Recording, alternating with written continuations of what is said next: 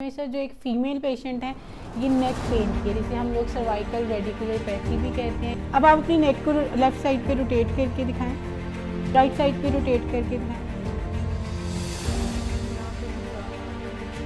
ये आप देख सकते हैं C5 और C6 के दरमियान में इनकी जो डिस्क है वो हर्निएटेड डिस्क है, यानी अपनी जगह है थोड़ी सी स्लिप हुई, जिसे फिर पेट की और हम इनकी एक एडजस्टमेंट करेंगे।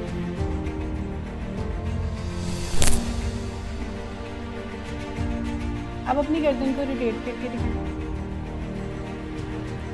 पेन के बगैर जिस हद तक रोटेट होती है। कोई पेन तो नहीं आ रहा?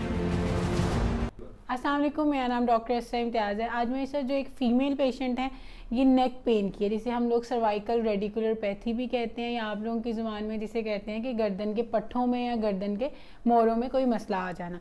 सबसे पहले तो जो गर्दन के मोहरे होते हैं वो 7 होते हैं, C1 से C7, जो आपकी मेनली आपकी जो ब्लड सप्लाई कर रहे होते हैं उसका लिंक जो होता है वो आपके शोल्डर से भी होता है, आपकी बाजू को भी उनसे सप्लाई जा रहा होता है और हैंड्स में भी। जब आपकी जो गर्दन है उसके मोहरा कोई भी अपनी जगह से स्लिप होता है, या जिसे हम डिस्क हर्निएशन कहते हैं, तो जो आपकी सप्लाई है वो स्टॉप कर जाती है, जिससे आपके अक्सर लोगों की तो शोल्डर्स पे स्वेलिंग आने लग जाती है, हाथ सुन्न होना शुरू हो जाता है, एक अजीब तरह से हाथ में दर्द आना शुरू हो जाता है।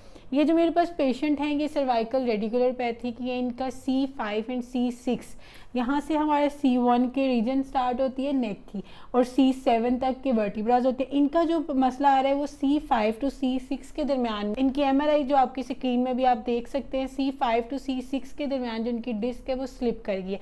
एज ये पेशेंट बहुत यंग है, हमारी जो यंग जनरेशन है उनमें आजकल ज़्यादातर ये मसला जो है वो मेनली डिस्क हर्निएशन की वजह से ही है, क्योंकि जब डिस्क स्लिप होती है तो आपकी ब्लड की सप्लाई कम होती है, और ब्लड ना अपनी जगह पे एक्यूरेट टाइम पे जाने की वजह से टाइम टू टाइम वहाँ पे मस्कुलर वीकनेस आना शुरू हो जाती है।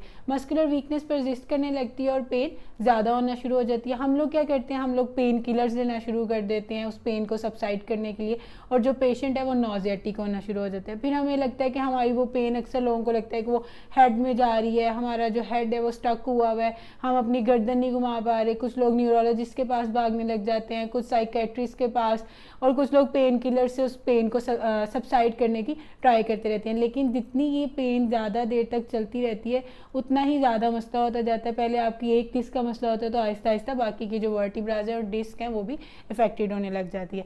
अब मेनली क्या है, एक जो यंग जनरेशन के लोग हैं वो आजकल जैसे लैपटॉप और सोशल वर्क बहुत ज़्यादा है, तो हम अपनी नेक को बेंड करके मोबाइल बहुत ज़्यादा यूज़ करते हैं। नेक बेंड करके हम लोग मोबाइल यूज़ कर रहे होते हैं, रॉन्ग पोस्चर में रहने की वजह से हमारा जो है वो डिस्क का इशू आने लग जाता है। और जो लोग ओल्ड जनरेशन है, जैसे हमारे घर में ग्रैंड पेरेंट्स हैं, उन लोगों में जो मेनली मसला आ रहा होता है वो डीजनरेटिव चेंजेस की वजह से होता है, या जिसे हम लोग कह सकते हैं बॉनी स्पर बन गया, या जॉइंट में जो वर्टिब्राज में जो स्पेस है वो रिड्यूस होगी।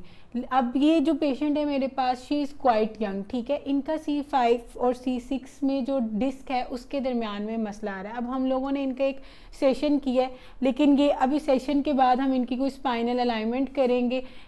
सेशन में हमने कुछ मोडेलिटीज़ यूज़ की हैं जिनसे इनकी कुछ स्वेलिंग को बेहतर किया गया। अभी ये जो अपनी गर्दन है, हम देखेंगे कि इनकी गर्दन किस हद तक मूव करती है। ये अपनी गर्दन सही तरह से मूव भी नहीं कर पा रही, और इनके जो शोल्डर्स हैं वो बिल्कुल फ्रीज हुए हुए थे, तो इनको समझ नहीं आ रहा था कि ये पेन इनके शोल्डर्स का है या इनकी नेक। अब आप अपनी नेक को लेफ़्ट साइड पर रोटेट करके दिखाएँ, जितना रोटेट कर सकती हैं। कोई पेन तो नहीं आ रही? इनकी लेफ़्ट साइड की जो रोटेशन है वो बिल्कुल कम मिनिमाइज इनकी वहाँ पे इफेक्शन हुई थी, ठीक है, लेकिन अब जो हमने सेशन लिया उससे ये काफ़ी बेहतर बल्कि प्रॉपरली कंप्लीट होगी। अब जो राइट साइड है इसमें इनका थोड़ा सा ज़्यादा मसला है, राइट साइड पे रोटेट करके दिखाएं, यहाँ पे खिंचाव आ रहा है। राइट साइड पे जो है वो इनके थोड़ा सा जो है राइट साइड पे इनकी ज़्यादा इफेक्शन हुई है, इस वजह से इनको राइट साइड पे जो है वो खिंचाव आ रहा है। अब हम इनकी एक स्पाइनल अलाइनमेंट करेंगे, एक मैनुअल एडजस्टमेंट करेंगे, और देखेंगे कि उसके बाद ये कितनी अपनी नेक को बेंड कर पाती हैं, कितना रोटेट कर पाती हैं, और इनकी जो पेन है वो किस हद तक रिलीफ है। ये आप देख सकते हैं C5 और C6 के दरमियान में इनकी जो डिस्क है वो हर्निएटेड डिस्क है, यानी अपनी जगह से थोड़ी सी स्लिप हुई भी है। अब हम इनकी एक स्पाइनल अलाइनमेंट करेंगे ताकि डिस्क अपनी जगह पे दोबारा एडजस्टेबल हो सके। अब आप सीधा हो जाएं, छोड़ दें। मैंने इनकी C5 C6 से फिर पेट की, और हम इनकी एक एडजस्टमेंट करेंगे।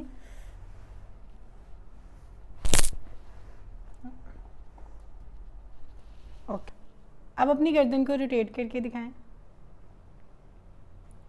पेन के बगैर जिस हद तक रोटेट होती है। कोई पेन तो नहीं आ रहा? बिल्कुल भी नहीं। अभी हमने इनका एक सेशन किया और उसके बाद हमने without any medicine, without any surgery, कोई भी स्टेरॉयडल इंजेक्शंस के बगैर इनको ट्रीट किया है।